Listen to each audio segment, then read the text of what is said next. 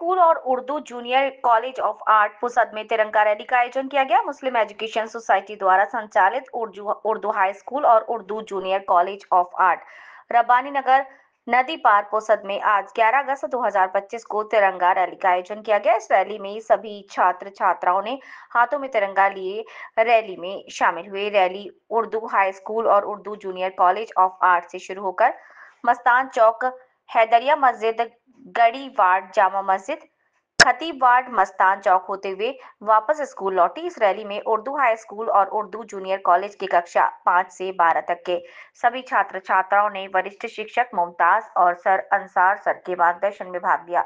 इस रैली में Akram sir, Shahid Khan, Pathan sir, Nasir sir, Imran sir, Rizwan sir, Firoz sir उपस्थित थे। यवतमाळ ब्यूरो चीफ शेख महबूब।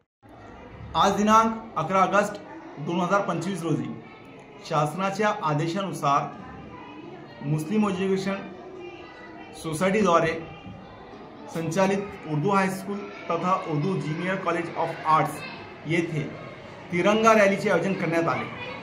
ही रॅली उर्दू हायस्कूलपासून सुरू करण्यात आली आणि बाबा अलाउद्दीन चौक द्वारे हैदरिया मस्जिद, मस्जिद वार्ड, माळीपुरा आणि जामा मस्जिद आणि मक्का मस्जिद, त्यानंतर मस्तान चौक येथून घेण्यात आली आणि शेवटी जे आहे तर शाळेत येऊन ही रॅली समाप्त करण्यात आली।